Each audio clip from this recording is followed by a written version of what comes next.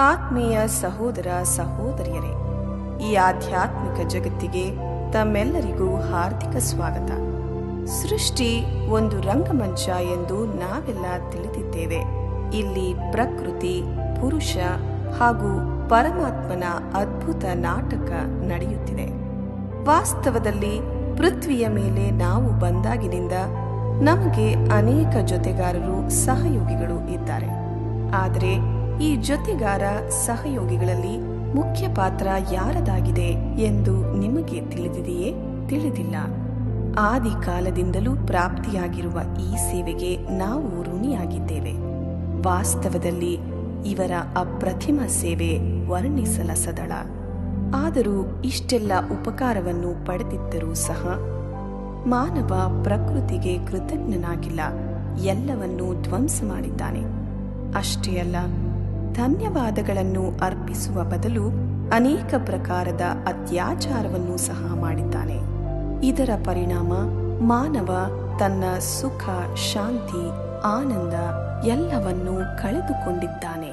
ಅಂತಿಮವಾಗಿ ಪ್ರಕೃತಿಯ ಕೂಗು ಏನೆಂದು ಕೇಳಿ ತತ್ವಗಳ ವರ್ತಮಾನ ಕಥೆಯನ್ನು ಅವರದೇ ಮಾತಿನಿಂದ ಕೇಳೋಣವೇ?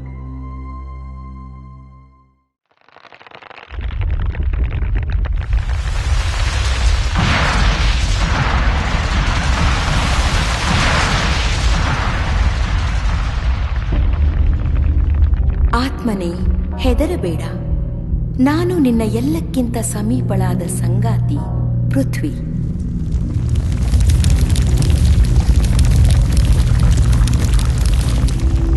ನನ್ನನ್ನು ನೀನೇ ಮಾತೃಭೂಮಿ, ರತ್ನಗರ್ಭ, ಭೂಮಿ ತಾಯಿ ಎಂದು ಉತ್ತಮ ಹೆಸರುಗಳಿಂದ ಕರೆದಿದ್ದೀಯ. ನಿಮ್ಮೆಲ್ಲರ ಜನ್ಮದಾತ್ರಿ, ಜೀವನದಾಯಿನಿ ನಾನೇ. ನಾನು ಅನಾದಿ ಕಾಲದಿಂದ ನಿಸ್ವಾರ್ಥ ಭಾವದಿಂದ ನಿಮ್ಮ ಶರೀರ ನಿರ್ಮಾಣ ಮಾಡಿ ನಂತರ ನಾನಾ ಪ್ರಕಾರದ ಪದಾರ್ಥಗಳಿಂದ ಆ ಶರೀರದ ಪಾಲನೆಯನ್ನು ಮಾಡುತ್ತಾ ಬಂದಿದ್ದೇನೆ. ನೀವು ವಿಕಾರಕ್ಕೆ ವಶೀಭೂತರಾಗಿ ತಾಯಿಯ ಸುಖದಾಯಿ ಸ್ವರೂಪವನ್ನು ಛಿದ್ರವಾಗಿಸಿದ್ದೀರಿ.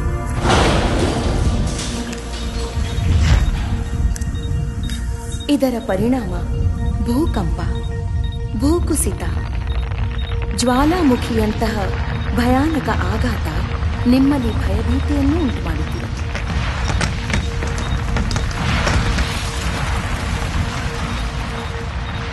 ಮಾತೃವತ್ಸಲೆಯಾದ ನಾನು ನಿಮ್ಮ ಪರಿಸ್ಥಿತಿಯಿಂದ ಬಹಳ ದುಃಖದಲ್ಲಿದ್ದೇನೆ. ಇತಿಹಾಸದಲ್ಲಿ ನನ್ನ ಸೌಂದರ್ಯ ಮತ್ತು ಸಮೃದ್ಧಿಯ ಮಹಿಮೆಯನ್ನು ಕೊಂಡಾಡಿದ್ದೀರಿ. ಈ ಭುವಿಯ ಮೇಲೆ ಸ್ವರ್ಗವಿದ್ದಾಗ ನಾನು ಸರ್ವ ಸುಖ ಸಾಧನಗಳಿಂದ ಸಂಪನ್ನಳಾಗಿದ್ದೆ. ಹಚ್ಚೆ ಹಸುರಾಗಿ ಸದಾ ಆನಂದದಿಂದ ಕಂಗೊಳಿಸುತ್ತಿದ್ದೆ. ಕವಿಗಳು ನನ್ನ ಗುಣಗಾನದಲ್ಲಿ ಕವಿತೆಗಳನ್ನು ರಚಿಸಿದರು. ಚಿತ್ರಕಾರರು ಸುಂದರವಾದ ಚಿತ್ರಗಳನ್ನು ಚಿತ್ರಿಸಿದರು. ನಾನು ಮಣಿ ಮಾಣಿಕ್ಯ, ಚಿನ್ನ ಬೆಳ್ಳಿಯಂತಹ ಸಂಪತ್ತಿನಿಂದ ಸಮೃದ್ಧಳಾಗಿದ್ದೆ. ಆದರೆ ಕಲಿಯುಗಿ ಜನರ ಅತಿಯಾದ ಚಂಚಲತೆ ಮತ್ತು ಜನಸಂಖ್ಯಾ ವಿಸ್ಫೋಟದ ಕಾರಣ ನಾನು ತತ್ತರಿಸಿ ದುಃಖತಪ್ತಳಾಗಿದ್ದೇನೆ.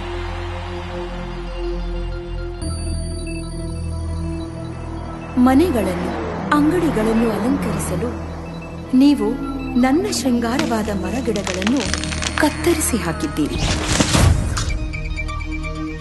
ದೊಡ್ಡ ಅರಮನೆಗಳು, ಸೇತುವೆಗಳು, ರಸ್ತೆಗಳನ್ನು ನಿರ್ಮಿಸಲು ಎಷ್ಟೊಂದು ಕಂದಕಗಳನ್ನು ಮಾಡಿದ್ದೀರಿ. ಬೆಟ್ಟಗಳನ್ನು ಸೀಳಿ ನನ್ನನ್ನು ಬರಡಾಗಿಸಿದ್ದೀರಿ.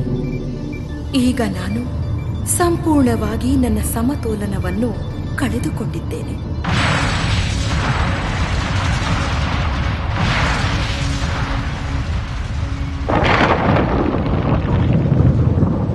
ನಾನು ಹೂವಿನ ತೋಟದಂತೆ ಸ್ವರ್ಗವಾಗಿ ಕಂಗೊಳಿಸುತ್ತಿದ್ದೆ. ಈಗ ಮುಳ್ಳಿನ ಕಾಡಿನಂತೆ ಮರಳು ಭೂಮಿಯಾಗಿದ್ದೇನೆ. ಈಗ ಪುನಃ ನೀವೇ ನಿಮ್ಮ ಜನನಿಯನ್ನು ಸಸ್ಯಶ್ಯಾಮಲೆಯಾಗಿಸಿ, ಸಮೃದ್ಧಳಾಗಿಸಿ, ಸಂತುಷ್ಟಳಾಗಿಸಬೇಕು. ನಿಮ್ಮ ಸಂಸ್ಕಾರದ ಪರಿವರ್ತನೆಯಿಂದ ಸೃಷ್ಟಿಯ ನವರಚನೆಗೆ ನಾನು ಕಾತುರಳಾಗಿ ನಿರೀಕ್ಷಿಸುತ್ತಿದ್ದೇನೆ. ಅದರಿಂದ ಮತ್ತೊಮ್ಮೆ ನಾನು ನನ್ನ ಸಂತಾನಕ್ಕೆ ಮಮತೆಯ ನೆರಳನ್ನು ನೀಡಲು ಸಾಧ್ಯವಾಗಲಿ.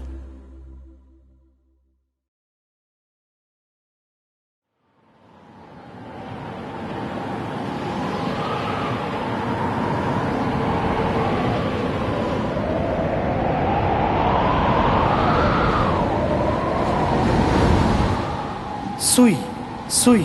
ಈ ಭಯಾನಕವಾದ ಶಬ್ದ ನಿಮ್ಮ ಮನಸ್ಸಿನಲ್ಲಿ ಭಯವನ್ನು ಉಂಟು ಮಾಡಿರಬಹುದು. ಆದರೆ ಹೆದರಬೇಡಿ, ಇದು ನಾನೇ, ಎಂದು ನಿಮ್ಮನ್ನು ಅಗಲಿರಲಾರದ ನಿಮ್ಮ ಜೊತೆಗಾರ, ಸದಾ ನಿಮ್ಮೊಡನೆ ಇರುವವನು. ನಾನೇ ವಾಯು.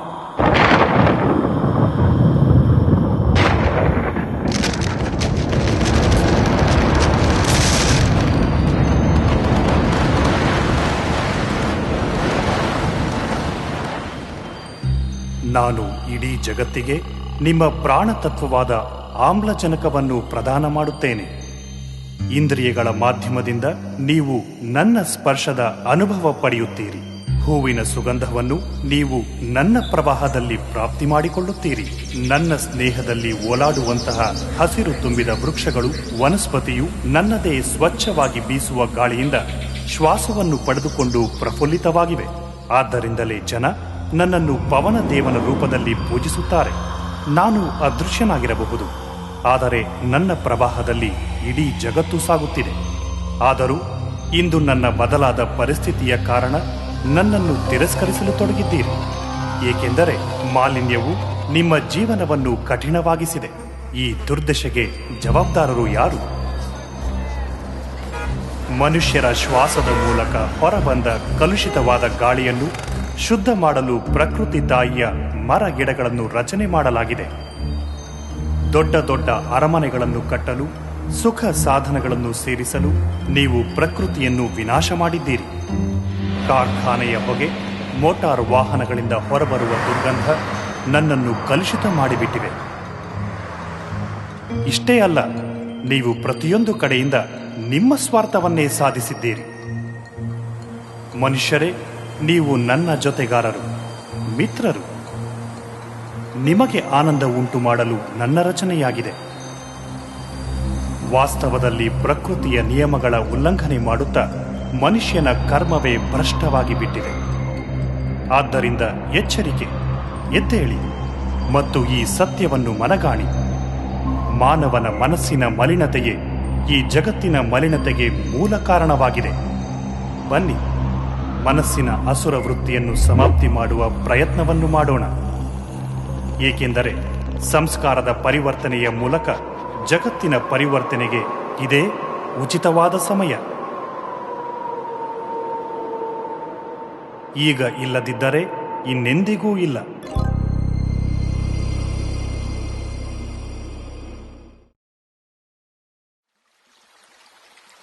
ಜುಳು ಜುಳು ಹರಿಯುವ ಜಲಧಾರೆ ಅಥವಾ ಕಿಲಕಿಲ ಎನ್ನುವ ನದಿಗಳು ಎಷ್ಟೊಂದು ಸುಖಮಯ ಎನ್ನಿಸುತ್ತವೆ. ಜಲತರಂಗದ ಶಬ್ದ ನಿಮಗೆ ಮನೋಹರವಾದ ಸಮುದ್ರದಡದ ನೆನಪನ್ನು ತರಿಸುತ್ತದೆ. ಸಾಗರದ ರೀತಿ ನಾನು ಜೀವನದ ಪ್ರತಿಯೊಂದು ಕ್ಷೇತ್ರದಲ್ಲೂ ನೀವು ಆತ್ಮರೊಂದಿಗೆ ಸೇರಿದ್ದೇನೆ. ನನ್ನ ಹೆಸರೇ ಜಲ ಅಥವಾ ನೀರು. ನಾನು ಭೂಮಿಯಲ್ಲೂ 69% ಭಾಗ ಆವೃತಳಾಗಿದ್ದೇನೆ. ಜೊತೆಗೆ ಪ್ರತಿಯೊಬ್ಬರ ಶರೀರದಲ್ಲಿಯೂ ಸಹ 53% ವ್ಯಾಪಿಸಿದ್ದೇನೆ. ನಿಮ್ಮ ಶರೀರದಲ್ಲಿ ನಾನು ಈ ತತ್ವದ ರೂಪದಲ್ಲಿ ಗುರುತಿಸಲ್ಪಡುತ್ತೇನೆ. ನಾಲಿಗೆಯ ಮೂಲಕ ಪದಾರ್ಥಗಳ ರಸಸ್ವಾದ ಮಾಡುತ್ತೀರಿ. ಅದು ನನ್ನ ವಿನಃ ಸಾಧ್ಯವಿಲ್ಲ. ಆದ್ದರಿಂದಲೇ ನೀರೇ ಜೀವನ ಎಂದು ಕರೆಯುತ್ತಾರೆ. ನೀರಿಲ್ಲದ ಈ ಜಗತ್ತು ಆತ್ಮವಿಲ್ಲದ ಶರೀರದಂತೆ. ನನ್ನ ಮಹಿಮೆಯ ಬಗ್ಗೆ ಎಷ್ಟೋ ಪ್ರಶಂಸನೀಯ ಹಾಡುಗಳಿವೆ.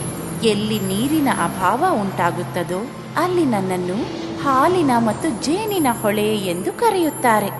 ಪೂಜ್ಯ ಗಂಗೆ, ಯಮುನೆ, ಕಾವೇರಿ ಎಂದು ಜನರು ನನ್ನನ್ನು ಆರಾಧಿಸುತ್ತಾರೆ. ನೀವು ಜಲಪಾನವನ್ನು ಮಾಡುತ್ತಾ ಬಾಯಾರಿಕೆಯಿಂದ ಮುಕ್ತರಾಗಿ ತೃಪ್ತರಾಗುತ್ತೀರಿ. ಶುದ್ಧತೆ ಅಥವಾ ಶೀತಲತೆಗಾಗಿ ಸ್ನಾನ ಮುಂತಾದಕ್ಕಾಗಿ ನಾನು ಉಪಯುಕ್ತಳಾಗಿದ್ದೇನೆ. ಅಷ್ಟೇ ಅಲ್ಲ, ಜೀವಿಸುವುದಕ್ಕಾಗಿ ಅವಶ್ಯಕವಾದ ದವಸ ಧಾನ್ಯ ಫಲಗಳ ಉತ್ಪಾದನೆಗೂ ನಾನು ಅತ್ಯಗತ್ಯ. ದೇಗುಲಗಳಲ್ಲಿ ಚರಣಾಮೃತ ಅಥವಾ ಅಭಿಷೇಕದ ರೂಪದಲ್ಲಿ ನಾನು ಬಳಸಲ್ಪಡುತ್ತೇನೆ. ನನ್ನಲ್ಲಿಯೇ ಮುಳುಗಿ ಏಳುತ್ತಾ ನನ್ನನ್ನು ಪತಿತ ಪಾವನಿ ಎಂದು ಜನ ಕರೆಯುತ್ತಾರೆ. ನೋಡಿದಿರಾ, ನಾನು ಎಲ್ಲಿದ್ದಾನೆ ಇಲ್ಲ. ಆದರೆ ನನ್ನ ಶೀತಲತೆ ಹಾಗೂ ಸುಖದಾಯಿ ಸ್ವರೂಪದಿಂದ ಲಾಭ ಪಡೆಯುವ ಬದಲು ನೀವು ಈಗ ನನ್ನ ವಿಭಜನೆ ಮಾಡಿದ್ದೀರಿ. ಈ ಜಲ ಸಮಸ್ಯೆ, ಜಲ ವಿವಾದ, ಯುದ್ಧ, ಜಗಳ ಎಲ್ಲವೂ ಇದರದೇ ಪರಿಣಾಮವಾಗಿದೆ. ಎಲ್ಲೆಲ್ಲೂ ಅಣೆಕಟ್ಟುಗಳನ್ನು ನಿರ್ಮಿಸುವುದರಿಂದ ಮತ್ತು ಕೊಳಕನ್ನು ಹಾಕುವುದರಿಂದ, ದಡಗಳನ್ನು ಒಣಗಿಸಿ ನಗರಗಳನ್ನು ಸ್ಥಾಪಿಸುವುದರಿಂದ ಪೃಥ್ವಿ ಹಾಗೂ ಪರ್ಯಾವರಣದಲ್ಲಿ ಅಸಂತುಲನೆ ಉಂಟಾಗುತ್ತಿದೆ. ಇದರ ಪರಿಣಾಮ ನಿಮಗೆ ಸುನಾಮಿಯಂತಹ ಆಪತ್ತುಗಳಿಂದ ಸಂಕಷ್ಟಕ್ಕೊಳಗಾಗಬೇಕಾಗುತ್ತಿದೆ.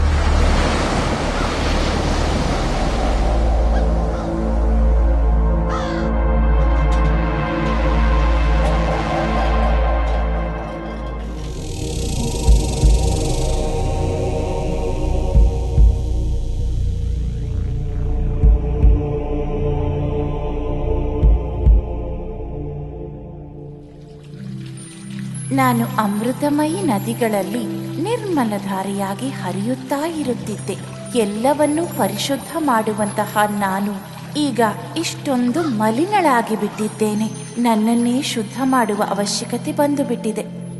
ಇಡೀ ಜಗತ್ತಿಗೆ ಉಚಿತವಾಗಿ ಲಭ್ಯವಿದ್ದ ನಾನು ಇತ್ತೀಚೆಗೆ ಶೀಶೆಗಳಲ್ಲಿ ಸಂಗ್ರಹಿಸುವ ದುರ್ಲಭ ವಸ್ತುವಾಗಿ ಹೋಗುತ್ತಿದ್ದೇನೆ. ಅಮೂಲ್ಯ ಜೀವನದಾನ ಮಾಡುವ ಶಕ್ತಿ ಇರುವ ನನಗೆ ಬೆಲೆ ಕಟ್ಟಿ ಮಾರುಕಟ್ಟೆಯ ವಸ್ತುವಾಗಿಸಿದ್ದೀರಿ. ನಿಮ್ಮ ಈ ದುರ್ವ್ಯವಹಾರದಿಂದ ನಾನು ಬಹಳ ದುಃಖಿ ಮತ್ತು ಚಿಂತಿತಳಾಗಿದ್ದೇನೆ. ನನ್ನ ಕಳೆದು ಹೋದ ಆ ಸ್ವರ್ಣಮಯ ದಿನಗಳು ಮತ್ತೆ ಯಾವಾಗ ಮರಳಿ ಬರುತ್ತವೆ ಎಂದು ಯೋಚಿಸುತ್ತಿರುತ್ತೇನೆ. ನನ್ನ ನಾಳಿನ ಮತ್ತು ಇಂದಿನ ವಿಷಯದಲ್ಲಿ ನೀವೇ ಆಲೋಚನೆ ಮಾಡಿ ಪುನಃ ವಿಶ್ವವನ್ನು ಒಂದುಗೂಡಿಸಲು ಕಾರ್ಯನಿರತರಾಗಿ. ಇದರಿಂದ ಸಮಸ್ತ ಜಗತ್ತಿನಲ್ಲಿ ಪವಿತ್ರತೆ, ಸುಖ, ಶಾಂತಿ ಹಾಗೂ ಆನಂದದ ಅಲೆ ಹರಡುತ್ತದೆ. ಎಲ್ಲರೂ ಏಕತೆಯ ಸೂತ್ರದಲ್ಲಿ ಬಂಧಿಸಲ್ಪಟ್ಟು ತಮ್ಮ ಕರ್ತವ್ಯದ ಪಾಲನೆ ಮಾಡಲು ಸಾಧ್ಯವಾಗುತ್ತದೆ. ನಿಮ್ಮ ಸತೋಪ್ರಧಾನ ದೃಷ್ಟಿ, ಭಾವ, ಕೃತಿಯಿಂದಲೇ ನಾನು ನಿರ್ಮಲ, ಶೀತಲ ಮತ್ತು ಸ್ವಚ್ಛಳಾಗಲು ಸಾಧ್ಯ.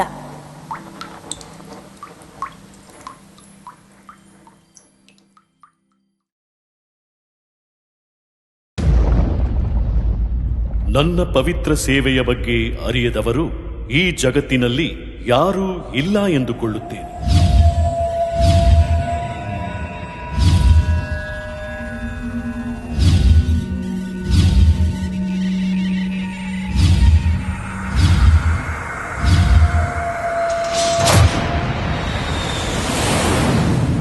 ಹೌದು, ನಾನೇ ಅಗ್ನಿ.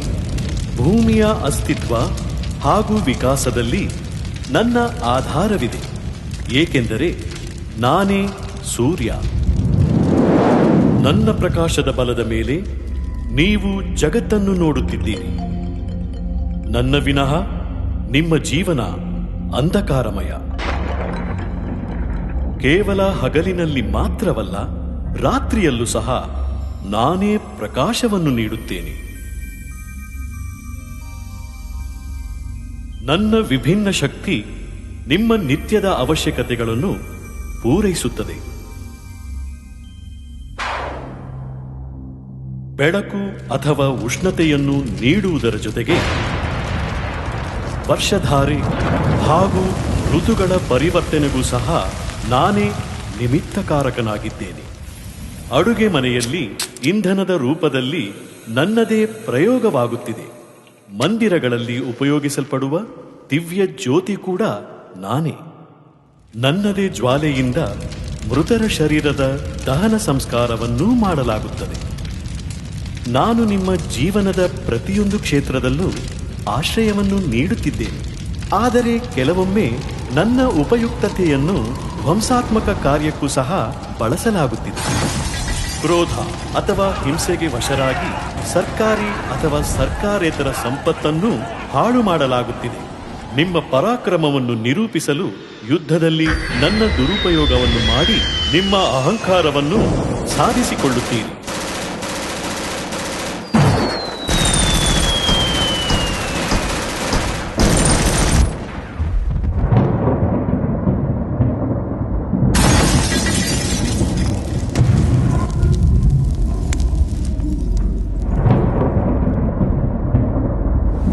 ಅನೈತಿಕವಾದ ಕಾರ್ಯದಿಂದ ನನ್ನನ್ನು ಹೆಚ್ಚು ಹೆಚ್ಚು ತಾಪಗ್ರಸ್ತನಾಗಿಸಿದ್ದೀರಿ. ವಿಶ್ವದ ತಾಪಮಾನವನ್ನು ತಗ್ಗಿಸುವ ಮಳೆ ತುಂಬಿದ ಮೋಡಗಳು ಅಥವಾ ನೆರಳು ನೀಡುವ ವೃಕ್ಷಗಳು ಕಡಿಮೆಯಾಗಿವೆ. ನಿಮ್ಮ ಅತ್ಯಾಧುನಿಕ ಜೀವನ ಪದ್ಧತಿಯು ಓಝೋನ್ ಪದರದಲ್ಲಿ ರಂಧ್ರಗಳನ್ನು ಮಾಡುತ್ತಾ ಪ್ರಪಂಚವನ್ನು ಮಹಾವಿನಾಶದ ದಡಕ್ಕೆ ತಂದು ನಿಲ್ಲಿಸಿದೆ.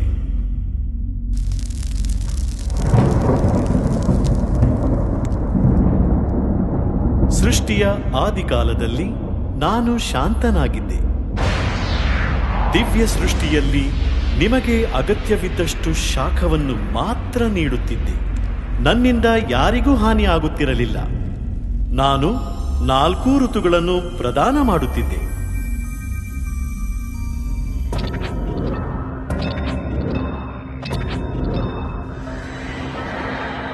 ನೆನಪಿಟ್ಟುಕೊಳ್ಳಿ, ನಿಮ್ಮ ಅನಿಯಂತ್ರಿತ ಉಪಯೋಗ ಮತ್ತು ಅನಿಯಂತ್ರಿತ ಇಂದ್ರಿಯಗಳ ಚಂಚಲತೆ ನಿಮಗೆ ಹಿತವಲ್ಲ. ಮನುಷ್ಯರ ಮನಸ್ಸಿನಲ್ಲಿನ ವಿಕಾರಗಳಾದ ಕಾಮಕ್ರೋಧದ ಅಗ್ನಿ ಶಾಂತವಾದಾಗಲೇ ನನ್ನ ಭೌತಿಕ ಅಗ್ನಿಯೂ ಸಹ ವಿರಾಮ ಮತ್ತು ಆನಂದವನ್ನು ಪ್ರದಾನ ಮಾಡಲು ಸಾಧ್ಯವಾಗುತ್ತದೆ. ಸಮಯದ ಸಂಕೇತವನ್ನು ಅರಿತುಕೊಳ್ಳಿ ಮತ್ತು ನಿಮ್ಮ ಕರ್ತವ್ಯದ ಪಾಲನೆಯನ್ನು ಮಾಡಿ.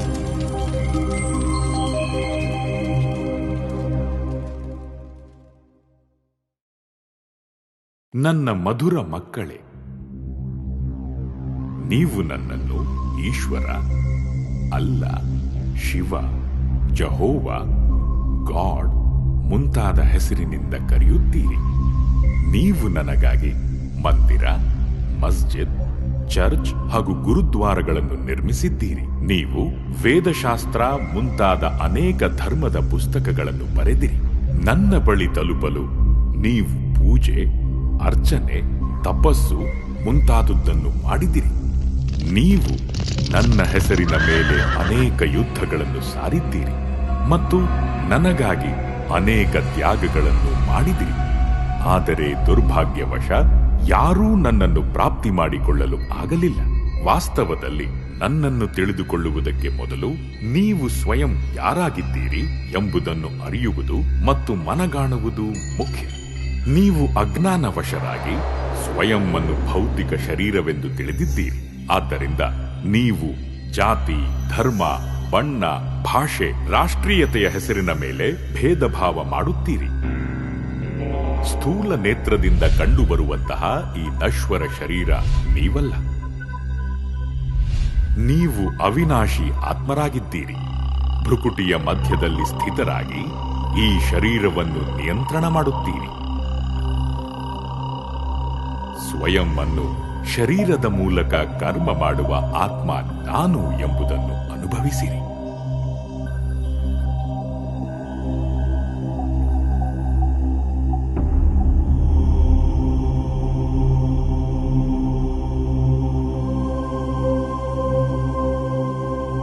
ಈಗ ಕೆಲವು ಕ್ಷಣಕ್ಕಾಗಿ ಸಾಂಸಾರಿಕ ಮಾತಿನ ಅಥವಾ ಅದರ ವಾತಾವರಣದಿಂದ ಸ್ವಯಂ ಅನ್ನು ಬೇರ್ಪಡಿಸಿ ಈ ದೇಹವನ್ನು ಮರೆತು ತಮ್ಮನ್ನು ತಾವು ಭ್ರುಕುಟಿಯ ಮಧ್ಯದಲ್ಲಿ ಹೊಳೆಯುತ್ತಿರುವಂತಹ ಚೈತನ್ಯ ನಕ್ಷತ್ರವೆಂದು ತಿಳಿದುಕೊಳ್ಳಿ. ವಾಸ್ತವದಲ್ಲಿ ನೀವು ಅತಿ ಸೂಕ್ಷ್ಮ ಜ್ಯೋತಿರ್ಬಿಂದು ಆತ್ಮನಾಗಿದ್ದೀರಿ. ಈಗ ಕ್ರಮಬದ್ಧವಾಗಿ ನಿಮ್ಮ ಯಾತ್ರೆ ಆರಂಭವಾಗುತ್ತದೆ. ಈ ಭೌತಿಕ ದೇಹ ಮತ್ತು ಪ್ರಪಂಚದಿಂದ ಆಚೆ ಹಾರಿ ನೀಲಿಯ ಆಕಾಶದೆಡೆ.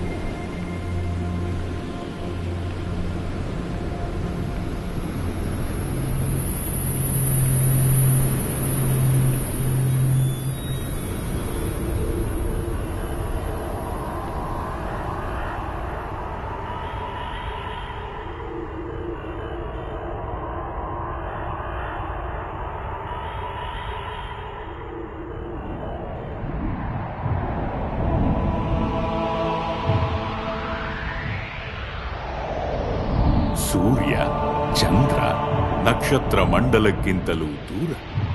ಈಗ ನೀವು ಒಂದು ಕೆಂಪು ಮಿಶ್ರಿತ ಸುವರ್ಣವರ್ಣದ ಪ್ರಕಾಶದಿಂದ ಕೂಡಿರುವ ಜಗತ್ತಿನಲ್ಲಿ ಬಂದು ಪರಮಧಾಮದಲ್ಲಿ ನಿವಾಸ ಮಾಡುತ್ತಿದ್ದಿರಿ. ನಂತರ ನೀವು ಜನ್ಮ ಮತ್ತು ಕರ್ಮದ ಅವಿನಾಶಿಯಾದ ಪಾತ್ರವನ್ನು ಮಾಡುತ್ತಾ ಸೃಷ್ಟಿಯ ನಾಟಕ ರಂಗದ ಮೇಲೆ ಅವತರಿತರಾಗುತ್ತೀರಿ. ಈ ಅನಾದಿ ಅವಿನಾಶಿ ನಾಟಕ ಸತ್ಯಯುಗ, ತ್ರೇತಾಯುಗ, ದ್ವಾಪರಯುಗ ಹಾಗೂ ಕಲಿಯುಗ 4 ಯುಗದಲ್ಲಿ ಬರುತ್ತೀರಿ. ಪ್ರತಿಯೊಂದು ಯುಗದ ಅವಧಿ ಸಮಾನ ರೂಪದಲ್ಲಿ 1250 ವರ್ಷಗಳು ಮತ್ತು ಈ ಕಾರಣ ಪೂರ್ಣ ಕಲ್ಪದ ಆಯಸ್ಸು 5000 ವರ್ಷಗಳು. ಪ್ರತಿ 5000 ವರ್ಷದಲ್ಲಿ ಈ ಸೃಷ್ಟಿಚಕ್ರ ಪುನರಾವರ್ತನೆಗೊಳ್ಳುತ್ತಿರುತ್ತದೆ. ಕಲ್ಪದ ಆರಂಭದ ಕಾಲದಲ್ಲಿ ಎಲ್ಲಾ ಪ್ರಾಣಿ ಮತ್ತು ಪ್ರಕೃತಿಯ ಪಂಚತತ್ವಗಳು ಪಾವನವಾಗಿರುತ್ತವೆ. ಆ ಸಮಯದಲ್ಲಿ ಜಗತ್ತು ಸುಖ, ಶಾಂತಿ ಮತ್ತು ಆನಂದದಿಂದ ಪರಿಪೂರ್ಣವಾಗಿತ್ತು. ಅದನ್ನು ಸತ್ಯಯುಗ ಮತ್ತು ತ್ರೇತಾಯುಗದ ಹೆಸರಿನಿಂದ ಅರಿತುಕೊಳ್ಳಲಾಗುತ್ತದೆ. ಅಲ್ಲಿ ನೀವು ದೇವಿ ದೇವತೆಗಳ ರೂಪದಲ್ಲಿ ಇರುತ್ತಿದ್ದಿರಿ. ಈ 2500 ವರ್ಷದ ಅವಧಿಯನ್ನು ಸ್ವರ್ಗ, ವೈಕುಂಠ, ಬಹಿಷ್ಟ್, ಜನ್ನತ್, ಪ್ಯಾರಡೈಸ್ ಮುಂತಾದ ಹೆಸರಿನಿಂದ ಕರೆಯಲಾಗುತ್ತದೆ. ಸತ್ಯಯುಗ ಅರ್ಥಾತ್ ಸ್ವರ್ಣಯುಗದಲ್ಲಿ ಶ್ರೀಲಕ್ಷ್ಮಿ ಮತ್ತು ಶ್ರೀನಾರಾಯಣರ ಅಟಲ ಅಖಂಡ ರಾಜ್ಯವಿತ್ತು. ನಂತರ ತ್ರೇತಾಯುಗ ಅರ್ಥಾತ್ ರಜತಯುಗದಲ್ಲಿ ಶ್ರೀ ಸೀತಾ ಹಾಗೂ ಶ್ರೀರಾಮ ರಾಜ್ಯ ಮಾಡಿದರು. ದ್ವಾಪರ ಯುಗದಲ್ಲಿ ದೇಹಾಭಿಮಾನದ ಕಾರಣ ನೀವು ವಿಕಾರಕ್ಕೆ ವಶೀಭೂತರಾದಿರಿ ಮತ್ತು ಈ ಕಾರಣ ನಿಮ್ಮ ಶಕ್ತಿಯನ್ನು ಕಳೆದುಕೊಳ್ಳತೊಡಗಿದಿರಿ. ಈ ಅವಧಿಯಲ್ಲಿ ಭಿನ್ನ ಭಿನ್ನ ಧರ್ಮಪಿತರು ಬಂದರು ಮತ್ತು ತಮ್ಮ ಧರ್ಮವನ್ನು ಸ್ಥಾಪನೆ ಮಾಡಿದರು. ಪ್ರಾರಂಭದಲ್ಲಿ ಈ ಧರ್ಮಗಳ ಸ್ಥಾಪನೆ ಇಡೀ ಮಾನವ ಜಾತಿಯನ್ನು ಏಕತೆಯ ಸೂತ್ರದಲ್ಲಿ ಬಂಧಿಸುವ ಮತ್ತು ಅವರಿಗೆ ಸರಿಯಾದ ಮಾರ್ಗದರ್ಶನ ನೀಡುವ ಸಾಧನವಾಯಿತು. ಮತ್ತು ಈಗ ಈ ಕಲಿಯುಗ ಅರ್ಥಾತ್ ಕಲಹಯುಗದಲ್ಲಿ ಮಾನವರ ಮನಸ್ಸಿನಲ್ಲಿ 5 ವಿಕಾರಗಳು ಅಂತಿಮ ಘಟ್ಟವನ್ನು ತಲುಪಿವೆ. ಈ ಕಾರಣ ಪಂಚತತ್ವಗಳು ದೂಷಿತವಾಗಿವೆ ಮತ್ತು ನೀವು ಶಾಂತಿ ಹಾಗೂ ಆನಂದದಿಂದ ವಂಚಿತರಾಗಿದ್ದೀರಿ. ಇದರ ಕಾರಣ ದುಃಖ, ಅಶಾಂತಿಯಿಂದ ಮುಕ್ತಿ ಪಡೆಯಲು ನೀವು ನನ್ನನ್ನು ಕರೆಯತೊಡಗಿದಿರಿ. ಯದಾ ಯದಾ ಹಿ ಧರ್ಮಸ್ಯ ಗ್ಲಾನಿರ್ಭವತಿ ಭಾರತ ಅಭ್ಯುತ್ಥಾನಮಧರ್ಮಸ್ಯ ತದಾತ್ಮಾನಂ ಸೃಜಾಮ್ಯಹಂ ಪರಿತ್ರಾಣಾಯ ಸಾಧೂನಾಂ ವಿನಾಶಾಯ ಚ ದುಷ್ಕೃತಾಂ ಧರ್ಮ ಸಂಸ್ಥಾಪನಾರ್ಥಾಯ ಸಂಭವಾಮಿ ಯುಗೇ ಯುಗೇ. ಯಾವಾಗ ಧರ್ಮದ ನಿಂದನೆ ಆಗುತ್ತದೆಯೋ, ಅಧರ್ಮದ ಅಥವಾ ಪಾಪದ ವೃದ್ಧಿ ಆಗುತ್ತದೆಯೋ, ಆಗ ಸತ್ಯ ಧರ್ಮದ ಸ್ಥಾಪನೆ ಮತ್ತು ಶ್ರೇಷ್ಠ ವಿಶ್ವ ನವ ನಿರ್ಮಾಣ ಮಾಡಲು ನಾನು ಭೂಮಿಯ ಮೇಲೆ ಅವತರಿತನಾಗುತ್ತೇನೆ. ಈ ದೈವಿ ಅಥವಾ ಪಾವನ ಅವತರಣೆಯ ಕಾಲವನ್ನು ಸಂಗಮಯುಗವೆಂದು ಕರೆಯಲಾಗುತ್ತಿದೆ. ಕಲಿಯುಗ ಮತ್ತು ಸತ್ಯಯುಗದ ಸಂಗಮದ ಈ ಸಮಯ ಅತ್ಯಂತ ಕಲ್ಯಾಣಕಾರಿಯಾಗಿದೆ. ಗೀತೆಯ ಈ ವಚನದ ಅನುಸಾರ ಈಗ ಭಾರತ ಭೂಮಿಯ ಮೇಲೆ ನನ್ನ ಅವತರಣೆ ಈಗಾಗಲೇ ಆಗಿದೆ.